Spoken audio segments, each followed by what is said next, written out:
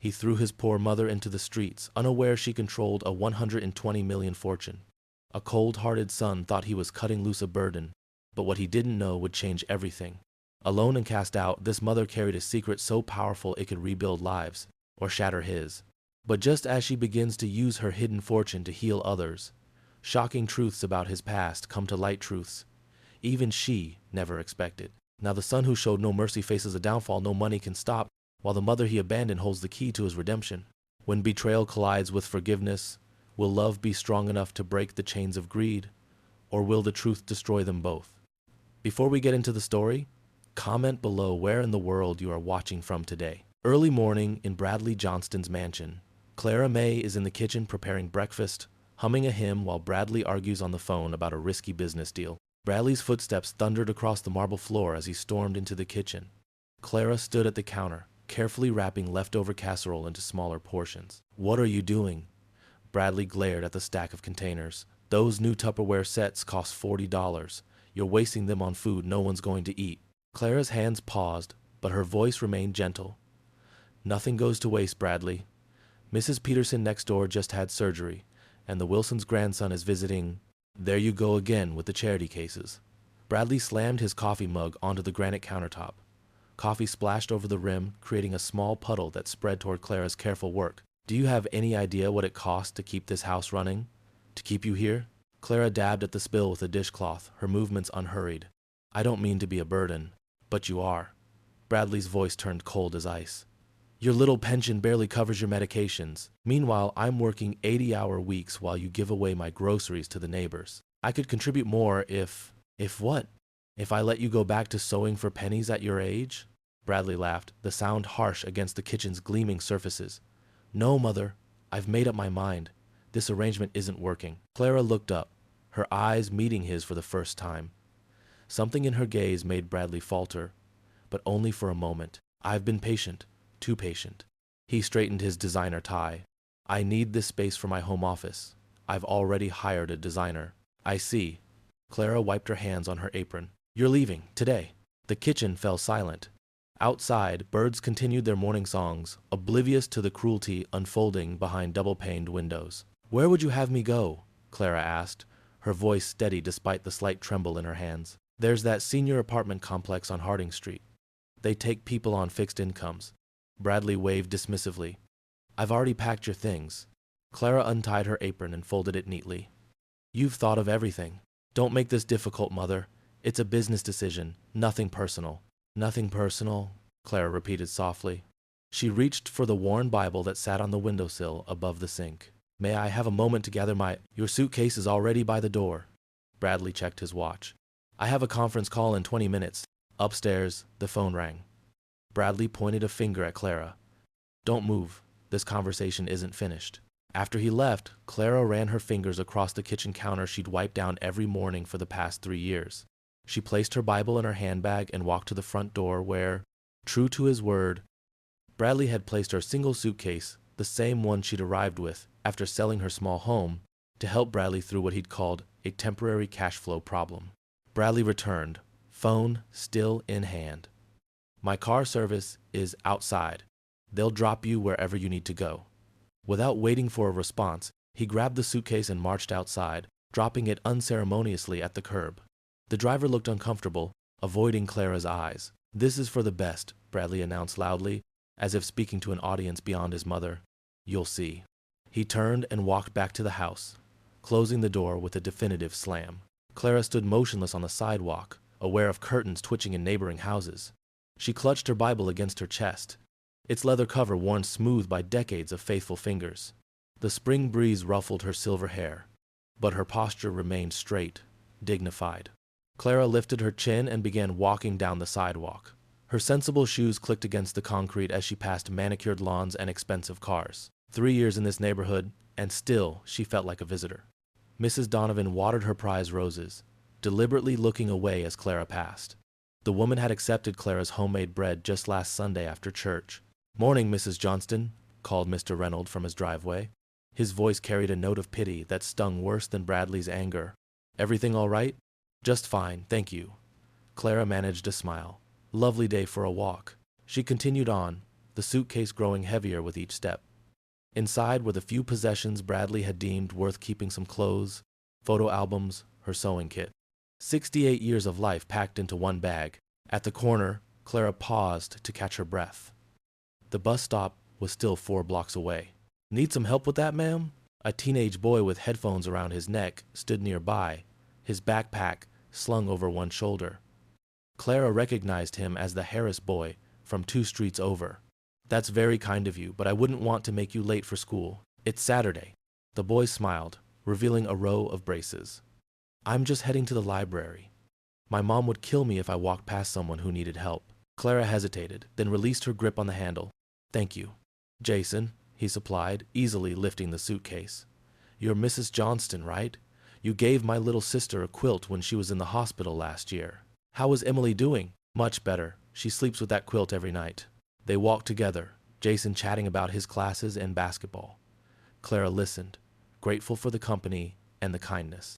"My dad says your son's some big-shot businessman," Jason said, as they approached the bus stop. "Seems weird he'd make you take the bus." Clara patted the boy's arm.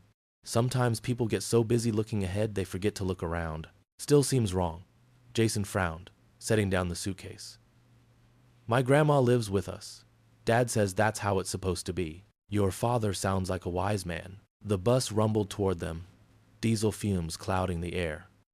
"You sure you're okay?" Jason asked, suddenly serious. "My mom could give you a ride somewhere."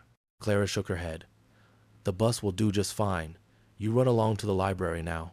Jason nodded reluctantly. "Take care, Mrs. Johnston." As the bus pulled up, Clara reached into her purse and pressed a $5 bill into the boy's hand. "For your kindness. You don't have to." "I want to. Kindness should be rewarded." She smiled. "Tell your mother she raised a gentleman." The bus doors opened with a hydraulic sigh. Clara handed the driver her fare and found a seat near the front, placing her suitcase beside her feet and the Bible on her lap. Through the window, she watched Jason wave before turning back toward his neighborhood. The bus lurched forward, carrying Clara away from her son's mansion and toward downtown. Her weathered fingers traced the gold cross embossed on the Bible's cover. Inside lay decades of underlined verses, pressed flowers from important days, and a letter she'd never shown Bradley. As familiar streets gave way to the busier thoroughfare leading downtown, Clara's face remained serene.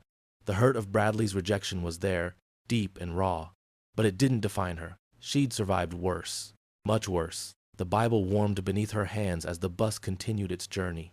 Clara knew exactly where she was going.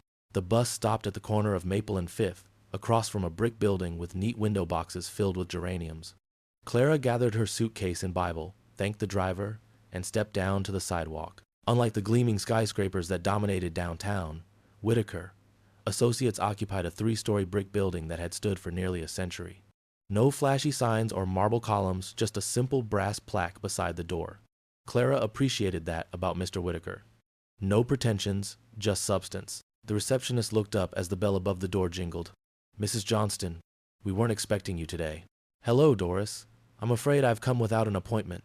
Clara set her suitcase by a chair. "Is he available?" Doris's eyes flicked to the suitcase, then back to Clara's face. "Let me check." She picked up the phone, spoke quietly, then nodded. "Go right in. He just finished a call." Clara knocked once on the heavy oak door before entering the corner office where afternoon sunlight filtered through Venetian blinds, casting striped shadows across the room. "Clara." Mr. Whitaker rose from behind his desk, his silver hair neatly combed, his tie perfectly knotted despite the weekend. His eyes fell to the suitcase in her hand. "What's happened?" "Bradley asked me to leave this morning." Mr. Whitaker's jaw tightened. "Sit down. I'll get us some tea." Clara sank into the leather chair across from his desk. The office smelled of books and lemon polish, comforting smells that reminded her of Franklin, her late husband. Mr. Whitaker had been Franklin's friend long before he became his lawyer. He returned with 2 steaming cups and placed one before her. "Tell me everything." Clara recounted the morning's events without embellishment or self-pity. Mr. Whitaker listened without interrupting, his hands folded on the desk. "So he finally did it," he said when she finished. "Franklin worried this might happen. That's why he structured things the way he did. Bradley believes I'm destitute, that my small pension is all I have." Clara sipped her tea. "I never told him otherwise. You wanted to know if he'd take care of you for love alone." Yes. The admission felt heavy on her tongue. I was wrong to test him. Pride is a sin, too. Mr. Whitaker leaned back in his chair. What do you want to do now, Clara? I need to see the papers. She set down her cup. And I need to make some changes. He nodded and crossed to a painting on the wall, a landscape of rolling hills that hid a wall safe. His fingers worked the combination with practiced ease. Franklin would be proud of how you've managed everything, Mr. Whitaker said, removing a thick folder. The trust has grown substantially since his passing. He returned to the desk and spread out several documents. Balance sheets, investment portfolios, property deeds, the evidence of Franklin Johnston's business acumen and Clara's careful stewardship. $120,342,619.57. Mr. Whitaker tapped the bottom line of a statement. As of yesterday's market close. Clara nodded, her face betraying no surprise. For 20 years since Franklin's death, she had reviewed these numbers quarterly, approved investments, and directed funds to carefully chosen charities, all while living modestly and keeping her wealth hidden from her son. And I still maintain full control? She asked. Absolutely. Franklin left everything to you with complete discretion over its distribution. Mr. Whitaker handed her the trust documents. Your son has no legal claim whatsoever unless you choose to give him one. Clara ran her fingers over her husband's signature. Then it's time to put this money to better use than sitting in accounts. Mr. Whitaker poured more tea from the small ceramic pot on his desk. The steam curled between them as Clara considered her options. Do you remember what you told me after Franklin's funeral? Mr. Whitaker asked, sliding the cup toward her. Clara wrapped her weathered hands around the warm porcelain. I said many things that day, most through tears. You told me about a dream. He leaned back in his chair, sunlight catching the silver at his temples. About helping children who reminded you of yourself, farm kids and factory workers, children with sharp minds but empty pockets. A small smile touched Clara's lips. The scholarship fund. You spoke about it with such passion. Mr. Whitaker tapped a finger against a folder. Then Bradley needed that emergency surgery, and you put those plans aside. Clara nodded, memories washing over her. She'd been 18 when she met Franklin, a farm girl who cleaned houses to pay for community college classes. Her parents couldn't spare a dime for education, not with 5 younger siblings to feed. She'd gotten halfway through an accounting degree before meeting Franklin and marrying him. Never finished. I wanted other young people to have what I couldn't, she said softly. A chance to finish what they started without the weight of poverty holding them down. Mr. Whitaker pulled out a blank legal pad. It's not too late, Clara. The money's been growing all these years while you waited. Bradley was always so driven to appear successful. Clara's gaze drifted to the window. I thought if I gave him everything, he'd grow into a generous man. Instead, he grew entitled. Money reveals character. It doesn't create it. Yes. Clara straightened her shoulders. I'd like to establish the scholarship fund immediately. And something for the women's shelter downtown. They helped Marjorie from church when her husband turned violent. Mr. Whitaker began taking notes. What parameters for the scholarships? First, generation college students, working families, preference for those studying practical fields, nursing, teaching, trades. Her voice grew stronger with each word. And a veterans program. Franklin would have wanted that. And Bradley? Clara paused, her teacup halfway to her lips. I'll keep a modest portion for him in trust. He's still my son, even today. They worked through the afternoon, Clara's vision taking shape on Mr. Whitaker's legal pad. Forms were signed, phone calls made to financial institutions. As shadows lengthened across the office floor, Clara felt something she hadn't experienced in years' purpose beyond daily survival. We'll need a board for the foundation, Mr. Whitaker said, sliding the completed paperwork into a folder. People you trust. Pastor Simmons, Dr. Reynolds from the community clinic, Mrs. Washington who runs the library literacy program. The names came easily. Good people who understand what it means to struggle. And yourself as chairwoman? Clara shook her head.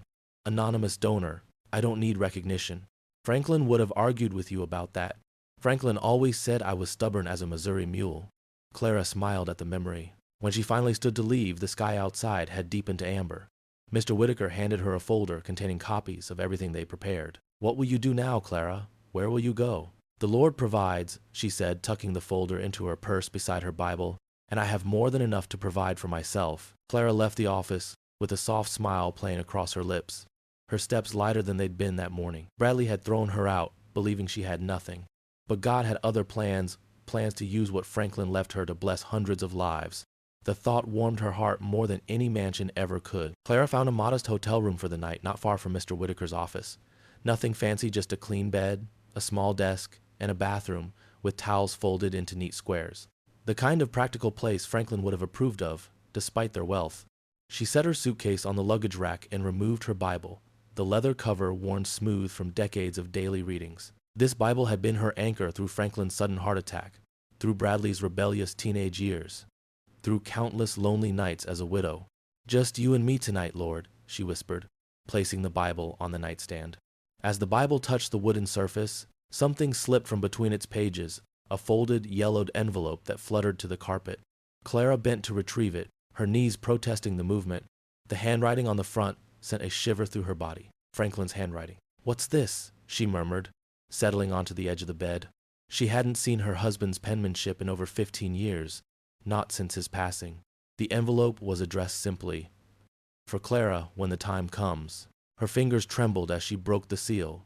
Inside were several folded pages, legal documents by the look of them, and a handwritten letter on Franklin's business stationery. Clara unfolded the letter first, her heart racing. "My dearest Clara, if you're reading this, I'm gone, and something has happened with Bradley that's made you question everything.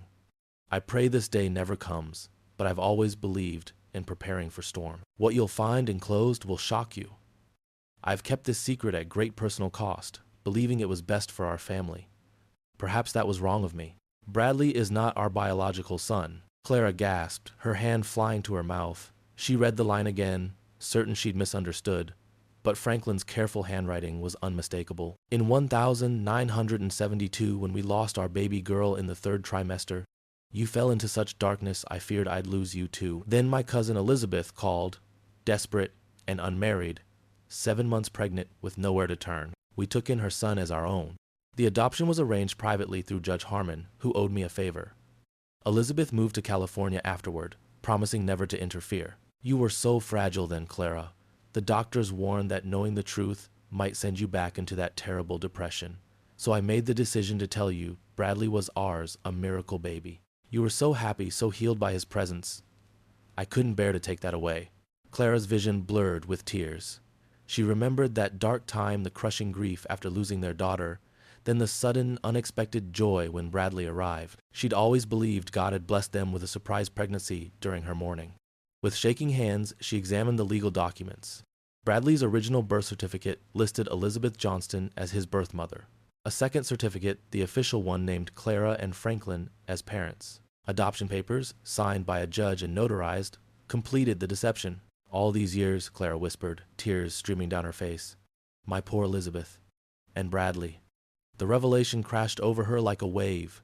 If Bradley ever discovered this truth, he could challenge the entire trust. Franklin had legally adopted him, but these papers revealed a secret that could upend everything, including the charitable plans she'd just set in motion. Clara clutched the documents to her chest, the weight of this new burden pressing down on her shoulders.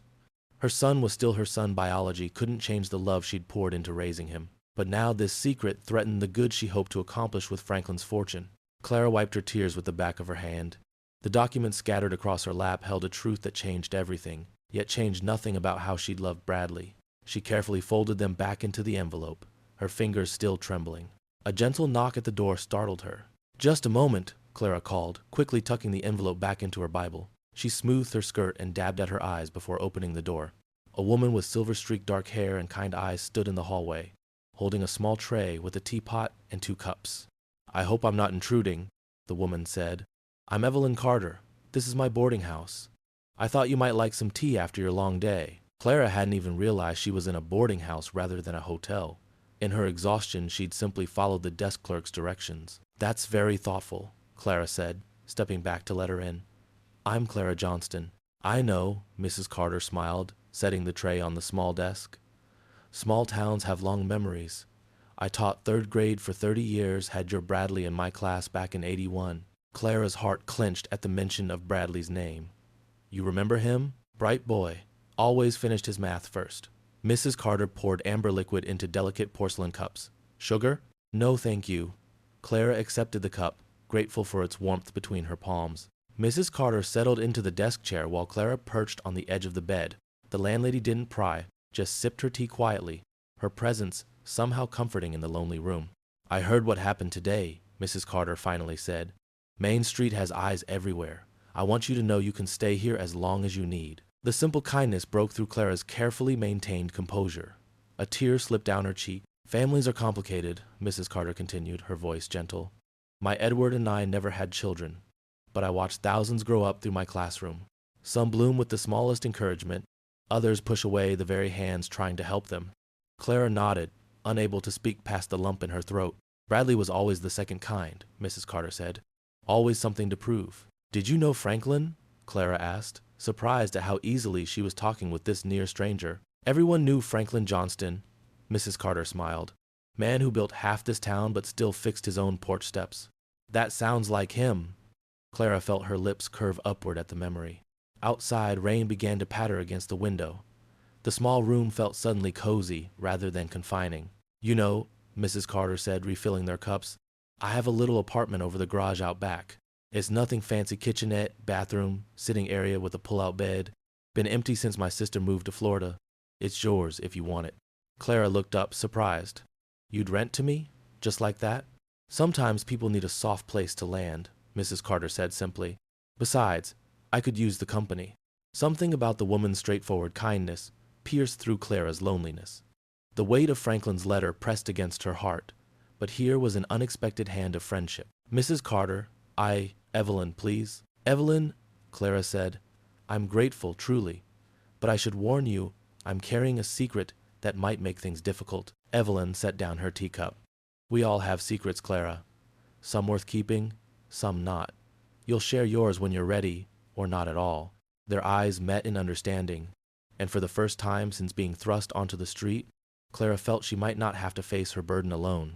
The next day, Clara found herself standing outside the Riverside Community Shelter, clutching her purse with both hands. The brick building looked worn but welcoming, with a hand-painted sign hanging above the entrance. She hesitated, took a deep breath, and pushed through the door. Inside, the smell of vegetable soup and fresh bread filled the air. A dozen round tables dotted the main room, and at the far end, volunteers bustled behind a serving counter. First time? A woman with curly gray hair approached, wiping her hands on an apron. I'm Doris, volunteer coordinator. Clara Johnston. I'd like to help, if I could. Doris beamed. Perfect timing. We're short-handed today. Can you serve? Before Clara knew it, she was wearing a borrowed apron, ladling steaming soup into bowls for a line of men and women whose eyes reflected stories of hardship. Clara had spent decades sewing for others, but rarely serving in this direct way. She found a rhythm in its scoop, pour, smile, connect. Bit more if you don't mind, an elderly man with weathered hands requested. Cold night last night. Clara filled his bowl to the brim. Were you outside? 3 nights this week. Shelter's been full. He nodded thanks and moved along. The thought of this man, not much older than herself, sleeping in the cold, twisted something in Clara's chest. She'd never been without a roof, even when money was tight during Franklin's early business years. You're new, observed a young woman as Clara handed her a roll. Her face was thin, but her eyes sparkled with life. First day, Clara admitted. I'm Tanya. Been coming here 6 months, since my apartment burned. She leaned closer. The soup's better when you add hot sauce. There's some on that table. Clara smiled. I'll remember that. As the lunch rush slowed, Clara found herself sitting with Tanya and 2 other women. They shared stories between bites, not tales of despair as Clara had expected, but of small victories. Tanya had an interview tomorrow. Marla had found her son after years of separation. Beth had stayed sober for 30 days. What's your story? Beth asked Clara. Clara hesitated. I'm starting over. The women nodded, asking nothing more. In their silence was understanding that transcended words. Later, while washing dishes, Clara listened to a volunteer named Miguel describe his plans for the shelter's garden come spring. We could grow enough vegetables to supplement meals, he explained, eyes bright with purpose. Just need more hands. I used to garden with my husband, Clara said. I'd be happy to help. When the last dish was dried and put away, Clara felt a lightness she hadn't experienced in years. Her body ached from standing, but her spirit felt refreshed. Doris approached as Clara hung up her apron. You've got a knack for this. People opened up to you. They just needed someone to listen. That's rarer than you think. Doris touched her arm. We serve breakfast at 7, lunch at noon, dinner at 6. Come whenever you can. Clara nodded. I'll be here tomorrow. As she stepped outside into the fading daylight, the weight of Bradley's rejection and Franklin's letter still lingered, but alongside it grew something new purpose. The shelter needed her. These people had welcomed her without question, without knowing about the millions she controlled or the secrets she carried. Clara turned back to look at the building, now glowing with warmth against the darkening sky. For the first time since reading Franklin's letter, she felt like she might find her way forward. Tomorrow would be another day of service. And somehow, that was enough. Meanwhile, Bradley stabbed at his prime rib, the silver fork scraping against fine china with an unpleasant screech. The dining room, all 24 feet of mahogany table and crystal chandelier, echoed with emptiness. He glanced at the vacant chair where his mother used to sit. "Is everything to your satisfaction, Mr. Johnston?" His housekeeper, Mrs. Winters, appeared at his elbow to refill his wineglass. "The meat's overdone." He pushed the plate away, though he'd barely touched it. "I apologize, sir. I'll inform the chef." Bradley caught the tightness around her eyes, the slight disapproval in her voice. The same look he'd been getting from the entire staff since Clara left. "What?" he snapped. Mrs. Winters straightened. "Nothing, sir. Don't think I don't hear you all whispering. If you have something to say, say it." She hesitated, then spoke carefully. The staff was fond of Mrs. Johnston. Bradley drained his wineglass in one swallow and thrust it toward her for a refill. "She wasn't pulling her weight. This isn't a charity." Mrs. Winters poured the Cabernet, her lips pressed into a thin line. "Will there be anything else? That's all?" He waved her away. When the door closed behind her, Bradley loosened his tie and poured himself another glass. The house felt different without Clara's humming in the kitchen, without the smell of her freshly baked bread. Not that he'd admit it to anyone. He pulled out his phone, scrolling through messages. 3 from business associates canceling their golf game this weekend. 1 from his date backing out of tomorrow's charity gala. Apparently, throwing your elderly mother out had become unfashionable in certain circles. "Hypocrites," he muttered, pouring his third glass. She was becoming a liability. The grandfather clock in the hallway chimed 9 times, its deep tones reverberating through the empty house. Bradley pushed himself up from the table and wandered into his study, switching on the television for background noise. A local news segment caught his attention, something about a downtown shelter's expansion plans. The camera panned across volunteers serving food, and for a moment Bradley froze, wineglass halfway to his lips. There, behind the serving counter, stood his mother. She looked different, smiling, content even. "Turned up on her feet already," he scoffed, but something twisted in his chest. She didn't look broken or desperate. She looked like she had a purpose. Bradley switched off the television and tossed back the remains of his wine. The alcohol wasn't dulling the irritation as effectively as it should. He'd expected Clara to call by now, to beg to come home.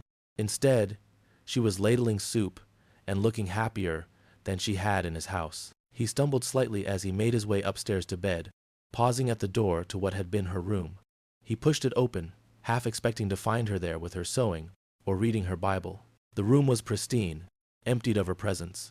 "Good riddance," he said to no one. In her small rented room across town, Clara sat by the window, gazing at the night sky. The day's work at the shelter had left her body tired but her heart full. She'd forgotten how good it felt to be truly needed. She opened her palm, looking at the silver locket she'd carried for 40 years. Inside was a tiny photo of Bradley as a boy, before the world hardened him, before he grew into the man who threw her out. "He was such a loving child," she whispered to the stars. "Somewhere inside, that boy still exists." Clara closed her eyes, feeling the weight of Franklin's letter, the truth of Bradley's adoption, and the responsibility of the fortune she controlled. "God," she prayed softly, "keep me strong for what lies ahead." The stars twinkled back at her, silent witnesses to her quiet strength. "That's not how you fold a fitted sheet, honey." Clara chuckled, watching Jasmine wrestle with the elasticized corners. Jasmine blew a strand of hair from her face. "Pretty sure it's impossible. These things were designed by someone who hates humanity." The shelter's laundry room hummed with the sound of dryers. Steam rose from the folding table, where Clara and Jasmine worked through mountains of clean linens. Though they'd only met yesterday when Clara first volunteered, they'd fallen into an easy rhythm. Clara took the troublesome sheet from Jasmine's hands. "Here, let me show you a trick my mother taught me." With practiced movements, Clara tucked the elastic corners into each other, smoothed the fabric, and folded it into a neat rectangle. Jasmine watched, mouth slightly open. "That's like magic," Jasmine said, trying to mimic Clara's technique with another sheet. "Where'd you learn to do everything so perfectly?" Clara smiled. 40 years of making do with what you have teaches you a few things. My mom never taught me stuff like this. Jasmine's voice quieted. She was usually too busy with her boyfriends. Clara noticed how Jasmine's hands trembled slightly.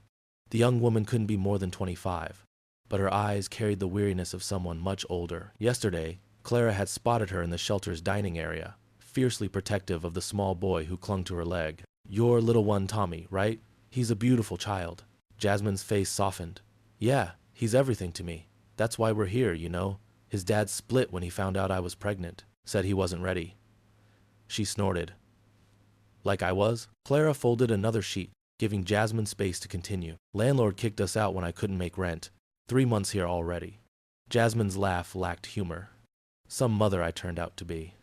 Clara put down her folding and looked directly at Jasmine. A mother who sacrifices her pride to keep her child safe is the very best kind. Jasmine blinked rapidly, turning away to hide her emotion. My son. Clara hesitated, the words catching. He has a beautiful home, but an empty heart. I'd rather have your situation than his. Jasmine looked up in surprise. You're homeless too? Recently displaced, Clara corrected with a gentle smile. The Lord works in mysterious ways. They returned to their folding, the silence comfortable between them. Clara demonstrated how to match sock pairs efficiently, and Jasmine showed Clara how to remove stubborn stains with the shelter's limited supplies. You're good at this, Clara observed as Jasmine expertly treated a grape juice stain on a child's shirt. When you've got one good outfit, you learn to take care of it. Jasmine shrugged. By afternoon, they'd worked through 3 loads of laundry, prepared the shelter's dining tables for dinner, and shared stories that made them laugh until tears streamed down their faces. Clara felt lighter than she had in years. You know what's weird? Jasmine said as they finished. I woke up dreading today. Now I don't want it to end. That's how life surprises us, Clara replied. Sometimes our hardest days lead us exactly where we need to be. The shelter director called for dinner preparation, and Jasmine checked her watch. I gotta get Tommy from the children's area. Will you be back tomorrow? Clara saw the hope in the younger woman's eyes, the same hope she felt blooming in her own heart. This connection, this purpose, felt like a gift. Try to keep me away, Clara answered. Jasmine surprised her with a quick, fierce hug. Thank you for everything today. Clara embraced her back, feeling the young woman's shoulder blades beneath her thin sweater. I'll see you tomorrow, dear. That's a promise. As Jasmine hurried away, Clara watched her go, a warmth spreading through her chest. For the first time since Bradley had pushed her out, Clara felt the sweet certainty of being exactly where she belonged. The next morning, Clara sat across from Mr. Whitaker in his wood-paneled office. Sunlight streamed through the blinds, casting stripes across the polished desk between them. I've drafted the preliminary paperwork for the women's shelter donation, Mr. Whitaker said, sliding a folder toward her. But there's something we need to discuss. Clara leafed through the documents, pausing at the signature line. What is it? Your request for anonymity? Mr. Whitaker removed his glasses, polishing them with a handkerchief. While I understand your desire to remain unnamed, I should caution you that with donations of this magnitude, your identity might eventually come to light. Clara closed the folder. That's a risk I'm willing to take. For now, at least. I'd prefer no one knows the source of these funds. She thought of Jasmine's pride, how the young woman struggled to accept even small kindnesses. These gifts should come without strings or obligation. The press has ways of uncovering stories like this, Mr. Whitaker continued, especially when significant amounts change hands. And if Bradley discovers your charitable activities, he'll be furious, Clara finished softly. But that's not reason enough to withhold help from those who need it. Mr. Whitaker nodded, a hint of admiration in his eyes. Very well. We'll establish a foundation, something with a generic name that can't be easily traced back to you. It will provide an additional layer of protection. Thank you. Clara smoothed her simple dress. Have you heard anything about Bradley's business lately? Mr. Whitaker's expression tightened. Nothing specific, but there are rumors of cash flow problems. That development deal in Arizona seems to have stalled. Clara felt the familiar twist in her heart, concern for her son battling with the hurt of his rejection. I see. Clara. Mr. Whitaker leaned forward, his voice gentle. You don't owe him protection, not after what he did. A mother never stops being a mother, Mr. Whitaker. She signed the donation forms with a steady hand, even when her child has forgotten how to be a son. They finished their business efficiently, Clara approving initial grants for 3 local charities, including the homeless shelter where she volunteered. The paperwork created a nonprofit foundation that would shield her identity while fulfilling her mission. Will you be taking a taxi back to Mrs. Carter's? Mr. Whitaker asked as he walked her to the door. Clara shook her head. It's a lovely day. I think I'll walk for a while. Outside, spring sunshine warmed her face as she made her way down the sidewalk. The financial district bustled with people rushing between meetings, no one sparing a glance for the elderly woman in their midst. Clara felt invisible among them, but not in an unpleasant way. There was freedom and anonymity. Her path led her past Johnson Development Group's headquarters, a gleaming 30-story monument to Bradley's ambition. The building stood like an exclamation point among the city skyline, its glass exterior reflecting clouds and neighboring structures. Clara paused across the street, watching people enter and exit through the revolving doors. Somewhere inside those walls, Bradley was likely shouting into a phone or berating an employee. The thought made her chest ache. A man in an expensive suit hurried out, his face pinched with worry. Then another. Something was happening inside. For a moment, Clara considered crossing the street, riding the elevator to Bradley's penthouse office. What would she say? What could she say? Instead, she adjusted her purse strap and continued walking. Her son might be the one in the tower, but it was Clara who now had the higher perspective. He never noticed the slight figure of his mother passing by below, her shoulders straight, her steps purposeful as she headed toward a different kind of wealth than the one he understood. Bradley slammed his phone down, rattling the crystal paperweight on his desk.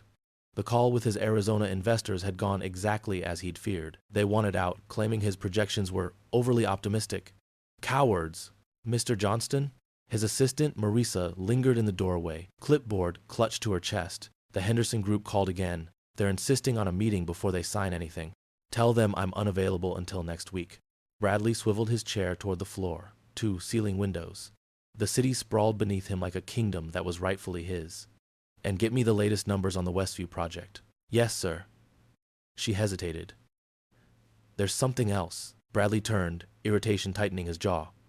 What? I overheard something at lunch today. Marisa shifted her weight. It's about your mother. The mention of Clara sent a jolt through him. He'd successfully avoided thinking about her for nearly 2 weeks. What about her? Apparently, she's been seen around town. At the community center, the library, even volunteering at that shelter on Maple Street. Marissa's voice grew softer. People are saying she seems happy, smiling all the time. Bradley laughed, the sound harsh against the sleek surfaces of his office. My mother? At a homeless shelter? That's ridiculous. I just thought you should know what people are saying. People always talk. Bradley shuffled papers on his desk, avoiding Marissa's eyes. She's probably putting on a brave face to save her pride. You know how the elderly get desperate for attention. Of course, sir. Marisa retreated toward the door. Should I cancel your dinner reservation tonight? No. Bradley checked his watch. I'm meeting the Blackwood investors. They're still on board, at least. After Marisa left, Bradley found himself unable to focus on the contract before him. Clara, smiling? It didn't make sense. She should be devastated, humiliated by her circumstances. Maybe even coming to regret her stubbornness. That's how he'd imagined her finally understanding that her old-fashioned ways had consequences. He opened his laptop and searched for the shelter on Maple Street. There it was, Hope House, a dingy building with peeling paint. The thought of his mother there, surrounded by society's rejects, made him wince. What would his associates think if they knew? His phone buzzed with a text from his realtor. Buyers backed out of the lakefront property. Need to lower asking price. Damn it. Bradley slammed his laptop shut. Everything was falling apart. The Arizona deal, the Henderson account, now this. And where was his mother through all of it? Apparently smiling and making friends with homeless people. He stood abruptly, pacing the length of his office. This was her fault somehow. Things had started going wrong the moment she left. It was as if she'd taken his luck with her. The intercom buzzed. Mr. Johnston, Henderson is on line 1. They're insisting on speaking with you today. Bradley jabbed the button. Tell them I'm in a meeting. He grabbed his suit jacket and headed for the door. He needed air, needed to think. The walls of his office suddenly felt confining despite the expensive art and imported furniture. As he yanked open his office door, he collided with Marisa, sending her files scattering across the floor. I'm leaving for the day, he snapped, stepping over the papers. Cancel everything. But sir, the board meeting. Bradley slammed the door behind him, cutting off her protest. As he stabbed the elevator button, he muttered under his breath, She'll regret this. Walking out on me, embarrassing me around town. The elevator doors slid open. She'll see what happens when she chooses strangers over her own son. The fellowship hall of Hope House transformed under Clara's gentle direction. What had been a sterile space with metal folding chairs and wobbly tables now gleamed with borrowed tablecloths and wildflower centerpieces gathered from vacant lots. These napkins need to be folded like this, Clara demonstrated to Jasmine, creating a simple yet elegant fold. My mother taught me this when I was just a girl. Said it makes even the simplest meal feel special. Jasmine mimicked the technique, her fingers less certain but determined. You think people will really come? Rich folks don't usually want to eat with folks like us. Clara squeezed the young woman's shoulder. They'll come, and they'll see what I see. Not homeless people, but neighbors who've hit hard times. For 3 days, Clara had worked tirelessly.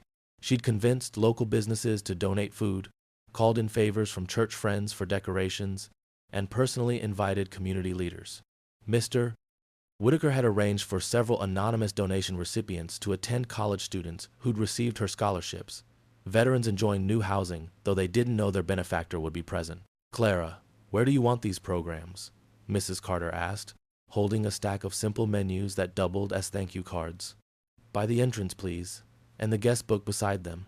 The shelter director, Mr. Phillips, shook his head in amazement. When you volunteered last month, I never expected this. You've rallied the whole neighborhood. Clara checked her watch. 2 hours until guests arrive. We should finish setting up. She moved between tables, straightening silverware and adjusting flower arrangements. Her hands, once prized for their fine stitchwork, now served a different purpose, creating order from chaos, beauty from simplicity. You remind me of my grandmother, said a teenage boy who'd been assigned to help. She could make something out of nothing, too. Clara smiled. That's the highest compliment. When 6 o'clock arrived, the doors opened to an unexpected crowd. City council members mingled with shelter residents. Bank executives sat beside veterans. College students served food to the elderly. Clara stayed in the background, watching with quiet joy as barriers dissolved over shared meals.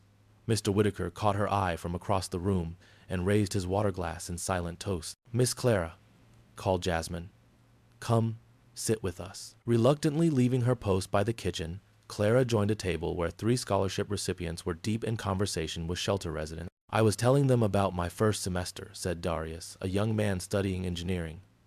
How strange it felt to belong there. You do belong, Clara assured him. Education isn't just for those born into privilege. That's what my mom always said, Darius replied. Before she got sick, the conversation flowed naturally, dreams shared, hardships acknowledged, connections formed. Clara listened more than she spoke, savoring each moment like a precious gift. As the evening wound down, guests lingered, reluctant to break the spell. One by one, they thanked Clara for bringing them together. This was your vision, Mr. Phillips said, helping to stack chairs after most had gone. We need to do it again. We will, Clara promised. When the last volunteer left, Clara stood alone in the empty dining hall.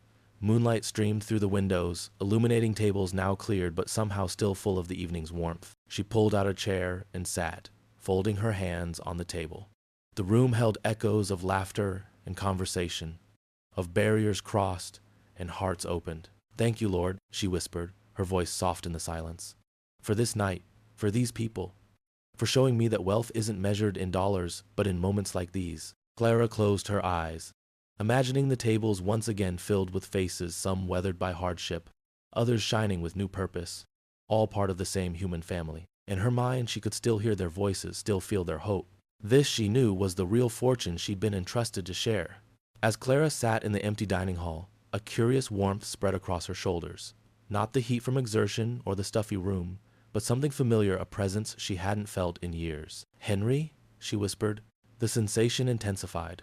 Clara closed her eyes and remembered her husband's steady hands, his quiet determination, the way he'd built their life brick by careful brick. How he'd taught Bradley to save his pennies, though the lessons hadn't stuck. How he'd whispered to Clara about the trust he'd established, making her promise to use it wisely. You'd be proud tonight, she murmured. Not of the money, you never cared about that, but of what it accomplished. She pictured Henry standing beside her, his weathered face creased in that half-smile he reserved for moments of private joy. The vision was so clear she almost reached out to touch him. A sound broke her reverie, Mr. Phillips returning with a forgotten coat. Talking to yourself, Clara? He asked kindly. To an old friend, she replied, rising from her chair. Just remembering. Well, I've got something you should remember too. He gestured toward the entry hall where voices suddenly erupted. Clara followed, puzzled. The dining room door swung open to reveal 30 people, shelter, volunteers, scholarship recipients, veterans, all gathered in a semicircle. "What's this about?" Clara asked. Jasmine stepped forward. "We know you tried to keep it quiet, but word got around. Mr. Phillips told us what you did, organizing everything, bringing everyone together." "It wasn't just me," Clara protested. "Maybe not," said Darius, the engineering student. "But it started with you, and we wanted to say thank you before everyone left." The group burst into applause, not polite, restrained clapping, but genuine, enthusiastic appreciation that filled the room and washed over Clara like a wave. She stood speechless, one hand pressed to her heart. The warmth on her shoulders intensified, and she knew without question that Henry was there, applauding with them. "Speech," someone called. Clara shook her head, overwhelmed. "I don't have words." "Just tell us why," Jasmine urged. "Why you care so much about strangers." The room quieted. Clara took a deep breath, feeling Henry's presence giving her strength. "Because there are no strangers," she said finally. "Just family we haven't recognized yet. My husband understood that. He built a fortune not to make us important, but to make a difference." The applause returned, stronger than before. Someone started singing an old hymn Clara remembered from childhood. Others joined in, voices blending in harmony that transcended their differences. In that moment, Clara felt truly wealthy. Later, she walked home under a canopy of stars, her steps light despite the day's exhaustion. Mrs. Carter had offered to drive her, but Clara needed this solitary journey to process everything. The night air carried the scent of blooming jasmine. Streetlights cast golden pools on the sidewalk. From nearby homes came the sounds of families' laughter, music, the occasional bark of a dog. Clara breathed it all in, savoring each sensation. "Did you see, Henry?" she whispered. "Did you see what your money did tonight?" The warm presence had faded, but she felt its echo in her heart. A young couple passed, nodding politely. Clara smiled at them, wondering about their story. Everyone had one thread in a tapestry larger than themselves. "This," she murmured, gazing up at the endless sky. "This is the real inheritance. Not dollars in a bank account, but lives touching lives, hearts opening to each other." She walked on, glowing with quiet joy, her shadow stretching tall behind her. Bradley paced his office, his Italian leather shoes wearing a path in the plush carpet. The skyline view that had once filled him with pride now seemed to mock him. 3 deals had fallen through this week, and investors were getting skittish. "Where is she staying?" he demanded into his phone. On the other end, Franklin Hayes Bradley's personal attorney for all matters requiring discretion cleared his throat. "We haven't confirmed an exact location yet, but she's been spotted in the downtown area multiple times." "That's not good enough." Bradley slammed his fist against his mahogany desk. "I pay you to get results, not maybes and possibilities. These things take time, which is exactly what I don't have. My mother is up to something, and I need to know what." Bradley lowered his voice, aware of his assistant just outside the door. "I want daily reports on her movements, who she talks to, where she goes. Everything." "Understood. I'll put my best investigator on it." "Do that. And Franklin, if word gets out about this, I'll know exactly who to blame." Bradley ended the call and sank into his chair. The financial reports on his screen showed another dip in stock prices. He closed the window, unable to stomach the reality of his company's position. His thoughts drifted to his mother's face as he'd pushed her out that calm dignity that had infuriated him more than tears would have. Why wasn't she broken? Where was the desperate call begging to come home? The intercom buzzed. "Mr. Johnston, your 3 o'clock is here. Send them in." Bradley straightened his tie and forced a confident smile. No one could know how close to the edge he truly was. 3 days later, Bradley stood at his office window, watching rain streak the glass. The sky matched his mood, dark and threatening. His phone vibrated with a text from Franklin. "Need to meet. Important information." 20 minutes later, Franklin slid into the booth across from Bradley at an upscale bar 3 blocks from the office. "This better be worth interrupting my day," Bradley said, not touching the scotch the waiter had brought. Franklin opened his leather portfolio. "We've been tracking your mother's movements as requested. She's established a routine volunteering at Hope Harbor Shelter 4 mornings a week, attending church on Sundays, and..." He hesitated. "And what?" "She's had 3 meetings with an attorney named Richard Whitaker." Bradley frowned. "Whitaker? Never heard of him." "He's not high profile, but he's respected. Specializes in estate law and charitable foundations." Franklin slid a photograph across the table showing Clara entering a modest office building. "She spent over 2 hours with him yesterday." Something cold slithered down Bradley's spine. Estate law? She doesn't have an estate. That's what I thought too, until my investigator noticed this. He produced another photo, Clara leaving Whitaker's office, carrying a leather portfolio with a bank's logo embossed on it. This is First National Trust. They don't handle small accounts. Bradley's fingers tighten around his glass.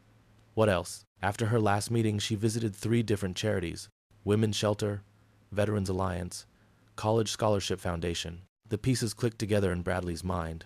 She's hiding money from me. It appears that way.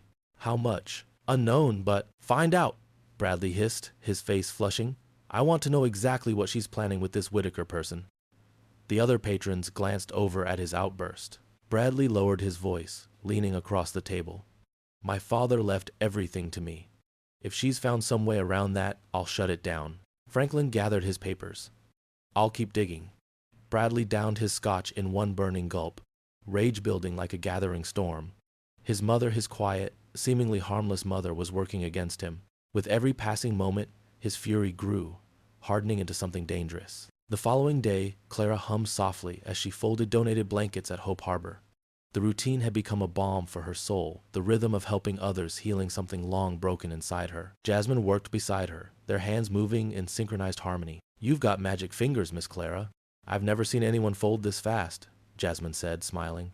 Clara chuckled. 50 years of practice, dear. When you've folded as many diapers and school uniforms as I have, blankets are nothing. The shelter's front door crashed open. Clara's hands froze mid-fold as Bradley's voice boomed across the room. There you are. Bradley stormed toward her, his expensive suit out of place among the shelter's humble surroundings. His face was flushed with rage, his eyes narrowed to slits. Bradley, Clara whispered, the blanket slipping from her fingers. Don't Bradley me, I know what you're doing. He towered over her, jabbing a finger toward her face. Secret meetings with lawyers? Mysterious donations? Did you think I wouldn't find out? The shelter director, Martha, stepped between them. Sir, I'm going to have to ask you to lower your voice. This is a safe space. Bradley barely glanced at her. Stay out of this. This is family business. Not in my shelter, it isn't. Martha crossed her arms, her voice calm but firm. You need to step back or leave. 2 male volunteers moved closer, their presence a silent wall of protection. Clara felt her heart hammering against her ribs, but she forced herself to stand straight. Bradley, this isn't the place. Where's the money coming from, Mother? He spat the word like a curse. What have you been hiding all these years while pretending to be so humble and good? Clara's hands trembled. She'd known this confrontation would come, but not here, not in front of people who had only seen her strength. Jasmine stepped forward. Mister, I don't know who you think you are, but Miss Clara is the kindest soul who ever walked through those doors. Kind? Bradley laughed, a hollow sound that echoed off the shelter walls. She's been lying to everyone, playing the poor widow while secretly controlling who knows how much money. Martha's eyes narrowed. That's enough. I'm calling security. No need. Clara found her voice at last. Bradley, I've never lied to you. I just never told you everything. Something dangerous flashed in his eyes. You had no right to keep it from me. Whatever Dad left was left to me, not you. Clara's voice trembled but held firm. Your father trusted me with his legacy. The shelter had gone completely silent. Even the usual kitchen clatter had stopped as everyone watched the scene unfold. Bradley's face contorted with fury. So that's it? You're spending my inheritance on these strangers? They're not strangers to me. Clara's voice dropped to a whisper. They're family now, too. Family? Bradley laughed bitterly. Is that what this is about? Replacing me? Clara reached for his arm, but he jerked away. No, Bradley. Never that. Save it. Bradley's eyes were cold as winter. He jabbed his finger at her again, his voice dripping with venom. I'll take every dime you've hidden. Every last cent. He turned on his heel and stormed toward the door, knocking over a stack of donation boxes. The crash echoed through the stunned silence. You can't run from me anymore, he called over his shoulder before slamming the door behind him. Clara sank onto a nearby chair, her legs suddenly unable to hold her. The shelter staff gathered around, offering comfort, but she barely heard their words. The trembling in her hands had spread to her entire body. For the first time since leaving Bradley's house, Clara felt afraid. That evening, Clara fumbled with her key at the door to her small apartment. Her hands wouldn't stop shaking. Mrs. Carter had offered to walk her home from the bus stop, concern etched across her kind face. But Clara had insisted she needed time alone, just to gather my thoughts. she'd said with a weak smile. The apartment felt colder than usual. Clara hung her cardigan on the hook by the door and moved to the kitchen to put on the kettle. Tea had always been her comfort, her ritual in times of trouble. But tonight, as she reached for the familiar blue tin, her fingers betrayed her. The tin crashed to the floor, tea leaves scattering across the linoleum like fallen stars. Something broke inside Clara. The tears she'd held back all afternoon through the concerned glances at the shelter, through the bus ride home, finally came. Her shoulders heaved with silent sobs as she knelt, trying to gather the scattered leaves. "Oh Lord," she whispered, "why does it hurt so much?" She abandoned the spilled tea and made her way to her bedroom. The modest space contained little just a twin bed with a handmade quilt, a nightstand with her Bible, and a small dresser. Clara sank to her knees beside the bed, the way she had every night since she was a young girl. But tonight, her prayers wouldn't form. The image of Bradley's face, twisted with hatred, kept flashing behind her closed eyelids. The son she'd cradled through fevers, taught to ride a bicycle, helped with homework, looking at her as if she were a stranger. Worse, an enemy. "I don't understand," she sobbed into the quilt. "I tried so hard. I loved him with everything I had." The tears came harder now, her body shaking with grief. All those years of sacrifice, the extra jobs she'd taken to pay for his baseball uniforms, the nights she'd gone hungry so he could have seconds, the dreams she'd set aside to build his. And somehow it had led to this moment. Her son threatening to destroy her, and the lives she hoped to help. "Please," Clara whispered between sobs. "I need strength. Not for me, but for them. For the women like Jasmine, the veterans who served our country, the children who just need a chance." Her fingers found the Bible on her nightstand, clinging to it like an anchor in a storm. The adoption letter was still tucked inside, a secret that could change everything. "What do I do with this?" she asked, her voice breaking. "Is truth worth the cost if it ruins the good I can do?" Clara didn't hear the soft knock at her door, nor did she notice the gentle footsteps approaching her bedroom. It wasn't until she felt a warm hand on her shoulder that she realized she wasn't alone. Mrs. Carter knelt beside her, gray eyes filled with compassion. She didn't speak, didn't ask questions, just offered her presence, steady and sure. "I heard you come home," she said finally. "Thought you might need this." She placed a fresh cup of tea on the nightstand, the aroma of chamomile filling the room. Clara wiped her tears with the back of her hand. "He hates me, Evelyn. My own son hates me." Mrs. Carter's arms circled Clara's shoulders, pulling her close. "No child truly hates their mother. He's lost his way, that's all." Clara leaned into her friend's embrace, drawing comfort from the simple human connection. "Lord," she whispered, her voice steadier now despite the tears still flowing. "Help me love him even now, when it's hardest, when it hurts the most. Help me love him the way you love us all." Mrs. Carter squeezed her shoulder gently, the silent promise of support more powerful than any words. Days bled into one another as Bradley Johnston's carefully constructed world crumbled piece by piece. The first blow came with a phone call from his primary investor. "I'm pulling out, Johnston. The numbers don't add up, and frankly, neither does your story anymore." Bradley slammed the phone down, poured another whiskey, and assured himself it was just a temporary setback. But the next morning brought more calls, each worse than the last. By week's end, men in suits appeared at his office, presenting documents with red stamps declaring foreclosure and asset seizure. They took his company car keys first, then the artwork from his walls. His secretary cleaned out her desk without meeting his eyes. "You can't do this," he shouted as they changed the locks on his office door. "Do you know who I am?" The tallest man in the group barely glanced at him. "We know exactly who you are, Mr. Johnston. That's why we're here." Rain pelted the windows of his mansion as Bradley sat in his leather armchair, tie loosened, shirt stained with the scotch he'd spilled earlier. The house echoed with emptiness. The cleaning service had stopped coming. He hadn't paid them in weeks. The refrigerator held nothing but condiments and expired milk. His phone buzzed. Another text from someone canceling plans. That made 6 this week. "Bastards," he muttered, hurling the phone across the room. It bounced off the marble fireplace, screen shattering. "Fair weather, friends." The grandfather clock in the hall, one of the few pieces the creditors hadn't taken yet, chimed midnight. Bradley poured the last of his scotch, hands shaking. When had they started doing that? Lightning flashed, illuminating the family portrait above the fireplace, him standing stiffly beside his mother at his business school graduation.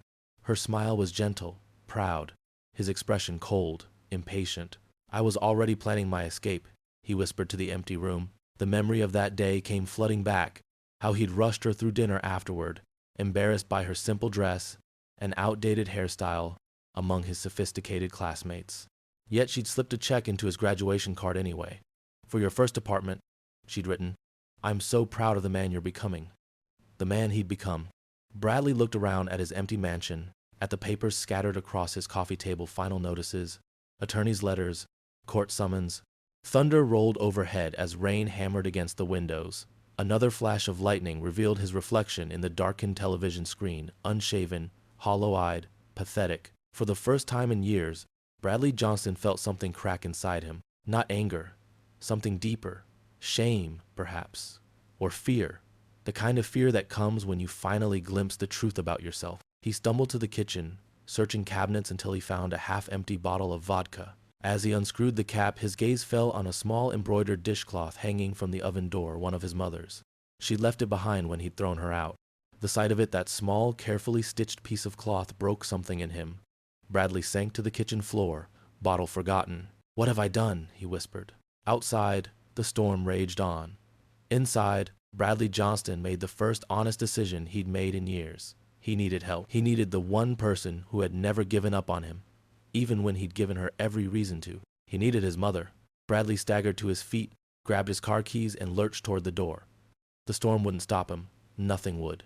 He had to find Clara. Bradley's car skidded on the rain-slicked streets as he drove to Clara's apartment building.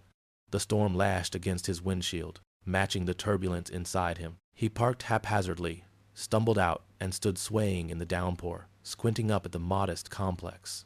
Mrs. Carter answered his pounding knock, her face shifting from concern to recognition to wariness. "You must be Bradley." Her voice was cool, but not unkind. "She's been asking for you." "Asking for me?" The words stuck in his throat. "She's not well." Mrs. Carter's eyes narrowed. "The doctor came yesterday. Said she needs rest, but she's been worrying herself sick about you." Bradley felt the accusation in her tone. He looked past her into the apartment. "May I see her?" Mrs. Carter hesitated, then stepped aside. "She's in the bedroom. Don't upset her." Bradley moved through the small apartment, noticing touches of his mother everywhere, a crocheted throw on the sofa, a Bible open on the coffee table, family photos he'd forgotten existed. The space, though modest, radiated more warmth than his hollow mansion ever had.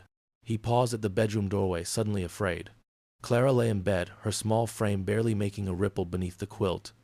Her silver hair spread across the pillow, her face pale and drawn. She looked older, frailer than he remembered from just weeks ago. "Mom?" His voice came out as a whisper. Clara's eyes fluttered open.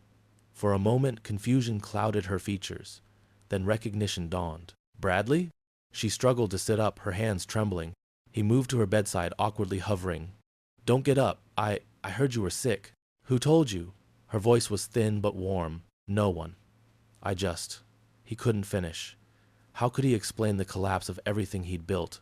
The loneliness that had finally driven him here. Clara reached for his hand. Her skin felt papery against his. "You're soaking wet. Are you all right?"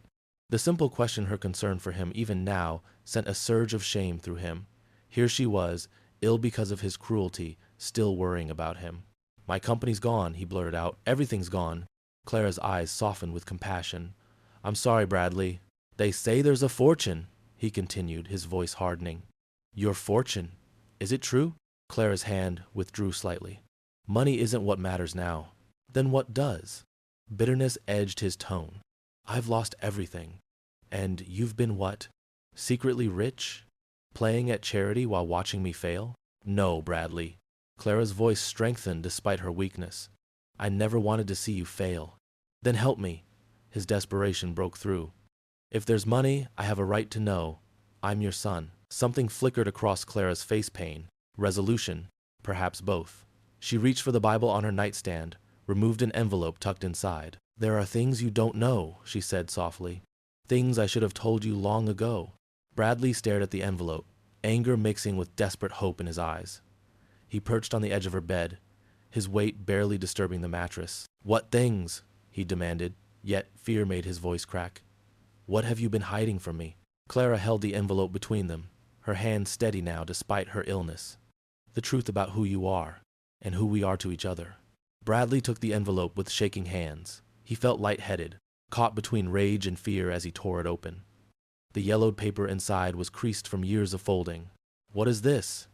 His voice sounded foreign to his own ears. "Please," Clara whispered. "Just read it." Bradley unfolded the document. The letterhead bore the name of a family services agency he'd never heard of. The date at the top was 2 years before his birthday. His eyes skimmed over formal language until certain phrases leapt out at him. Permanent adoption of infant male child. Biological mother relinquishes all rights. John and Clara Johnston accept full parental responsibility. His father's signature appeared at the bottom alongside Clara's. Their names were printed neatly beneath: adoptive father and adoptive mother. Bradley's mouth went dry. He flipped the page over, searching for some explanation, some sign this was a mistake or a cruel joke. The room seemed to tilt around him. "This can't be real." His voice was barely audible. Clara reached for his hand. "We wanted to tell you when you were older, but then John died, and I—" "Stop!" Bradley jerked away, standing so quickly that the chair scraped against the floor. All my life, you lied to me." "We loved you from the moment we saw you," Clara said, her voice stronger than her frail body suggested. "You were 5 days old, perfect in every way. You were our miracle." Bradley paced the small room, running his hand through his hair. "Who are my real parents?" "We are your real parents," Clara answered, her eyes filling with tears. "We raised you. We loved you." "My biological parents," he snapped. "Who are they? Where did I come from?" Clara's shoulders drooped. "Your birth mother was 16. That's all we knew. She wanted you to have a better life than she could give you." Bradley stared at the paper, at the unfamiliar name listed as his birth mother. She'd been just a girl, someone he'd never know. He tried to picture her face, but saw only emptiness. "Why tell me now?" his voice broke. "After all these years?" "Because you deserve the truth," Clara said. "And because I need you to understand something important." "What? That I have no claim to anything?" Bradley laughed bitterly. "That I'm not really a Johnston? That the fortune isn't mine?" Clara shook her head slowly. "That blood doesn't make a family. Love does." Bradley felt tears burning behind his eyes. The adoption paper trembled in his grip. His entire identity, everything he thought he knew about himself, was crumbling. He wasn't who he thought he was. The face he saw in the mirror every day belonged to strangers. "All those times I looked for Dad in my features," he whispered. "All those times you said I had his determination, his eyes." "You do have his determination," Clara insisted. "Not because you share his blood, but because he raised you. He shaped you. We both did." Bradley's legs weakened beneath him. He sank back into the chair, staring at the document that had rewritten his history.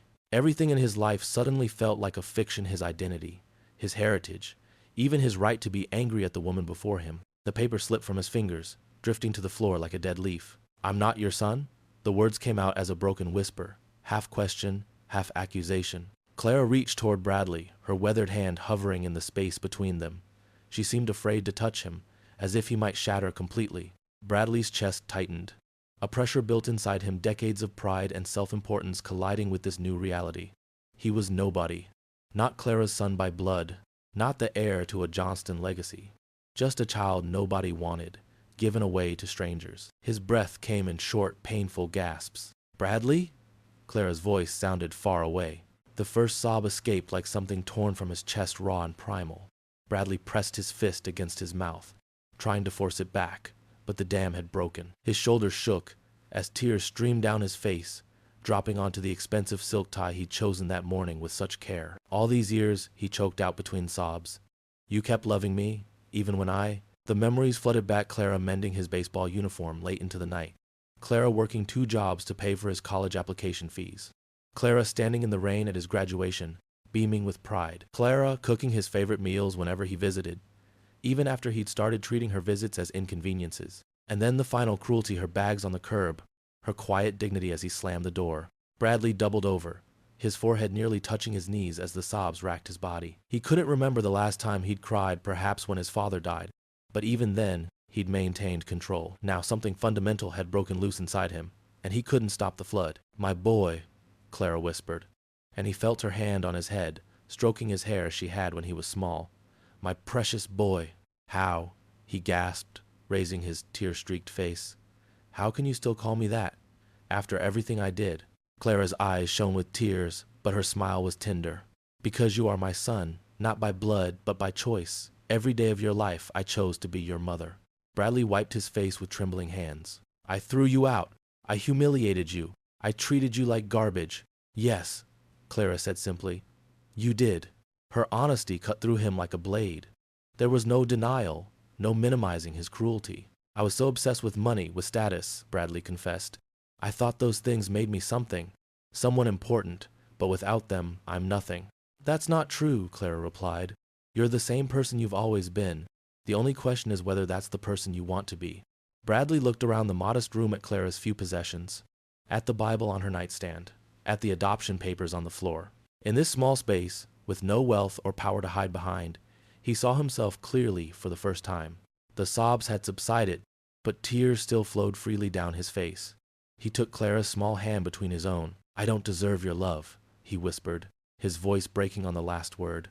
I never did anything to earn it. Clara squeezed his hand with surprising strength. That's what makes it love, Bradley. It isn't earned. It's given.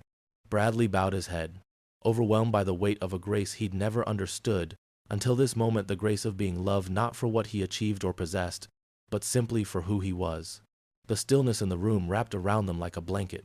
Bradley's tears had soaked through his shirt collar, leaving dark patches on the expensive fabric. He stared at their joined hands, his mother's small fingers, blue-veined and delicate, somehow stronger than his own. I can't undo what I've done, Bradley said, his voice hoarse from crying. Clara shifted in her bed, wincing slightly as she straightened. No, you can't. The past remains Wooded Island. She paused, her gaze steady. But the future that's still unwritten. Bradley swallowed hard. What future? My company's gone. My so-called friends have abandoned me. I've got nothing left. Nothing? Clara's eyebrow lifted slightly. Or everything that truly matters? She reached for the Bible on her nightstand and placed it on her lap. Her fingers traced the worn leather cover. I never meant for you to be cut off from the fortune, Bradley. That was never my intention. She looked up at him, her eyes clear and direct. The money was always meant to help people, to lift up those who've been cast aside, just as you once cast me aside. Bradley flinched at her words, but Clara continued. I want you to join me, she said. Her voice grew stronger, the tremor of illness momentarily gone. Not as my heir claiming what's rightfully yours, but as my partner in giving it away. Bradley's eyes widened. You want me to help you give away millions? I want you to discover what I learned long ago, that true wealth isn't measured in bank accounts. Clara leaned forward, her face alight with purpose. Those people at the shelter, the veterans needing homes, the students dreaming of education, they need more than just money. They need someone who understands business, who can turn these charitable visions into lasting foundations. Bradley's breath caught. She was offering him redemption not through inheritance, but through service. I don't know if I can, he whispered. I've never thought about anyone but myself. Then it's time to learn. Clara's voice was gentle but firm. Your father, the man who raised you as his own, believed you had greatness in you. Not the kind that fills bank accounts, but the kind that changes lives. Bradley looked away, unable to meet her gaze. Could he really change? After a lifetime of selfishness, could he become someone who served others? What if I fail you again? He asked. Clara's smile was tinged with sadness. Then we'll begin again. That's what family does. Family. The word echoed in Bradley's mind. Not defined by blood, but by choice, by daily decisions to love, to forgive, to begin again. Slowly, Bradley nodded. I'll try, he said simply. I don't know how, but I'll try. Clara's face brightened with joy. The lines of age and worry momentarily softened. She squeezed his hand. That's all I've ever wanted, for you to try to be the man I know you can be. In the hallway outside Clara's room, Mrs. Carter stood motionless, one hand pressed against her mouth.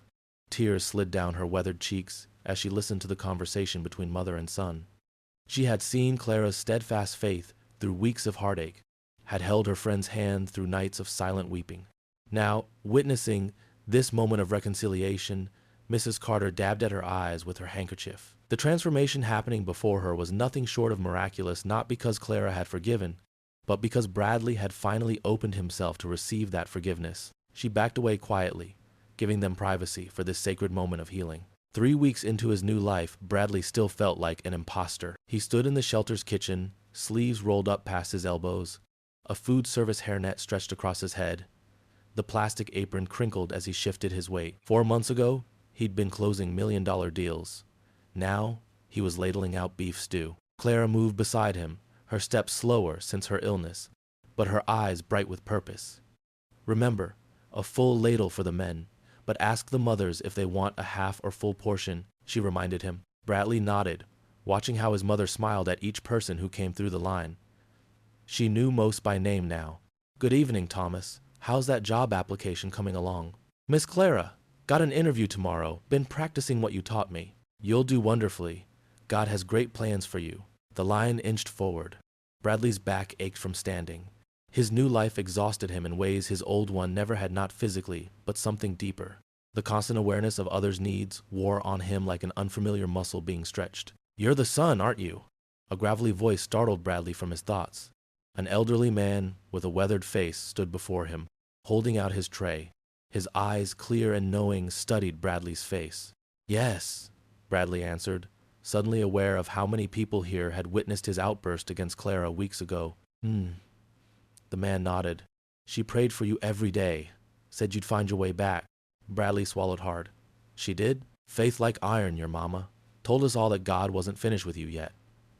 The man tapped his tray. Extra carrots if you got 'em, son. Doctor says I need the vitamins. Bradley added extra carrots, watching the man shuffle away.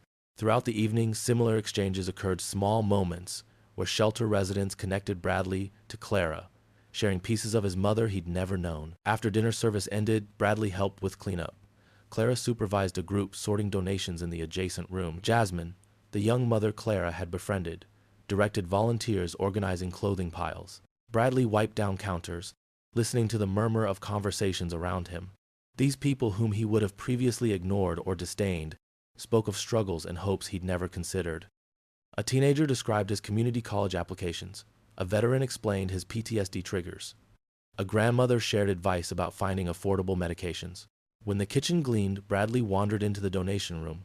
Jasmine was attempting to lift a heavy box of canned goods. Here, let me get that, Bradley said, stepping forward. She hesitated, eyeing him suspiciously. Their last interaction had been his explosive entrance weeks ago. It's okay, he assured her, voice deliberately gentle.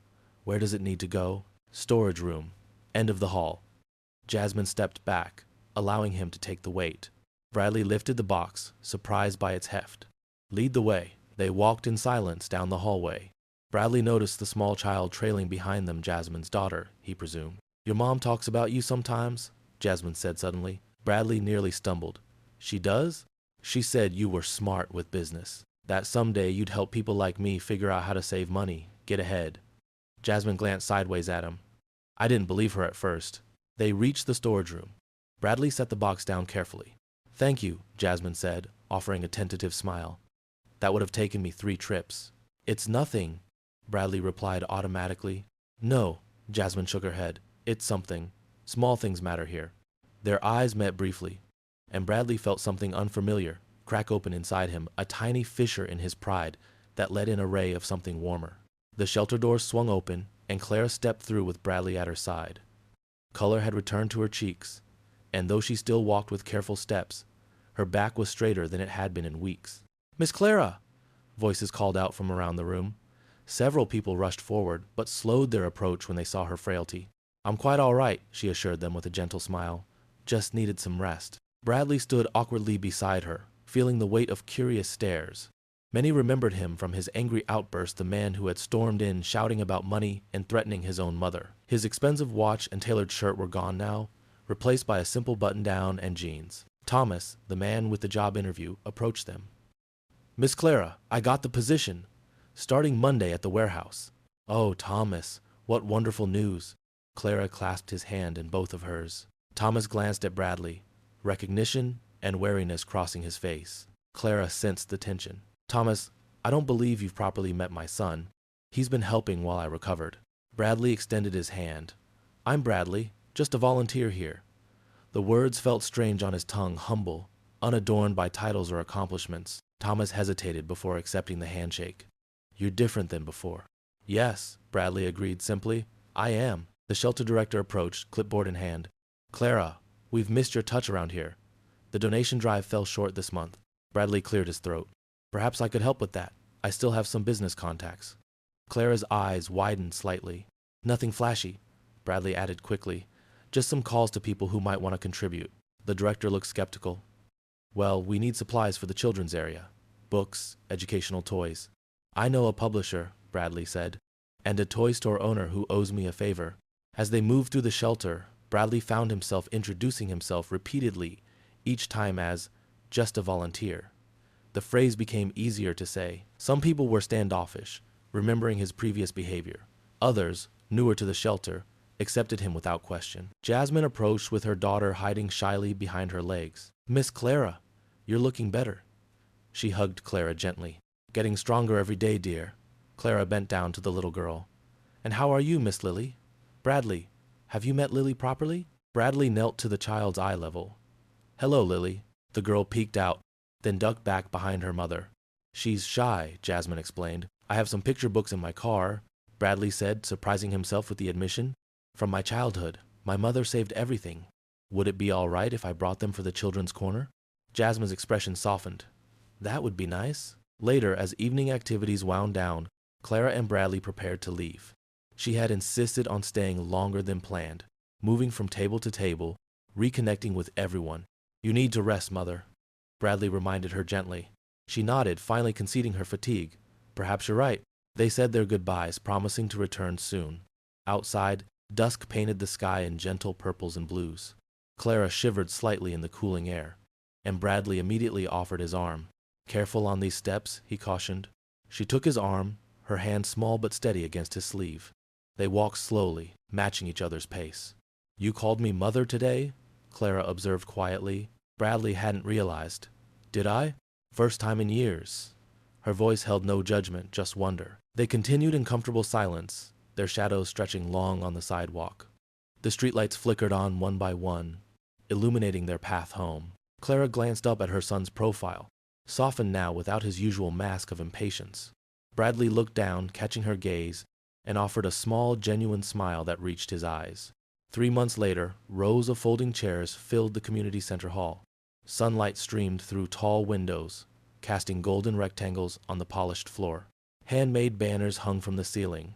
Johnston Scholarship recipients and Building Futures Together. Clara sat in the front row, her blue dress crisp and neat, her white hair styled for the occasion. Bradley sat beside her, his posture relaxed yet attentive. He wore a simple suit, not the flashy designer brands he once favored, but something dignified and appropriate. Nervous? Clara asked, noticing how he kept adjusting his tie. A little, Bradley admitted. Never thought I'd be on this side of giving. The shelter director approached the podium and tapped the microphone. Welcome, everyone. Today we celebrate 12 remarkable young people who have overcome extraordinary challenges to pursue higher education. The audience applauded, faces bright with anticipation. None of this would be possible without the Johnston Foundation, created by Clara Mae Johnston and now co-directed with her son Bradley. More applause. Bradley's eyes lowered, still uncomfortable with praise he hadn't earned. The director continued. Each recipient will share their story and plans. First, please welcome Denisha Taylor. A young black woman walked to the stage. She wore a second-hand blazer with shoulders too wide, but her smile outshone everything else. Clara recognized her immediately from the shelter, the girl who had spent evenings studying by flashlight after her shelter curfew. Denisha adjusted the microphone. 6 months ago, I was sleeping in my car. Her voice trembled slightly. I'd been accepted to State University but couldn't afford tuition or housing. My parents never finished high school. My grandparents were farm workers. The hall grew quiet, everyone leaning forward. I kept my acceptance letter under my pillow in the shelter. Denisha smiled at Clara. Miss Clara found me crying over it one night and just sat with me. Didn't make promises, just listened. Bradley glanced at his mother, whose eyes shimmered with unshed tears. Then one morning, Mr. Whitaker came to the shelter. Denisha's voice strengthened. He handed me an envelope with the Johnston Foundation letterhead. Inside was a full scholarship tuition. Books, housing. She paused, composing herself. Next week, I move into my dorm. I'll be studying nursing, the first person in my family to attend college. The audience erupted in applause. People stood, cheering. Denisha's mother in the second row sobbed openly, clutching a tissue. When I graduate, Denisha continued over the applause, I'm coming back to work at the free clinic here, because that's what the Johnstons taught me, you lift as you climb. Bradley felt something shift inside him, like a final piece locking into place. His mother's hand found his, her touch warm and sure. One by one, the other recipients shared their stories. A former veteran overcoming PTSD. a single father who'd worked 3 jobs, a girl who'd escaped domestic violence. When the ceremony ended, people crowded around Clara and Bradley, sharing thanks and tears and laughter. Bradley no longer flinched from the emotional display. Instead, he listened carefully to each person, remembering names, asking thoughtful questions. As the crowd thinned, Clara and Bradley remained seated. The empty stage before them seemed to glow with possibility. "I understand now," Bradley said quietly. "What's that, son?" He gestured around the hall. "Why you kept the money secret all those years. Why you lived simply. It wasn't about teaching me a lesson, it was about this." Clara's weathered hand squeezed his. "This is the true fortune we leave behind." They clasped hands as another wave of applause filled the hall for the final recipient. Clara's face, lined with years of patience and love, radiated a joy that transcended wealth. Bradley's eyes, once cold with ambition, now reflected the same radiant hope, the legacy of a fortune measured not in millions, but in lives transformed. If you enjoyed the story of Clara Mae Johnston, I hand-picked this next story that you will enjoy. Please don't miss this one. Click here to watch it.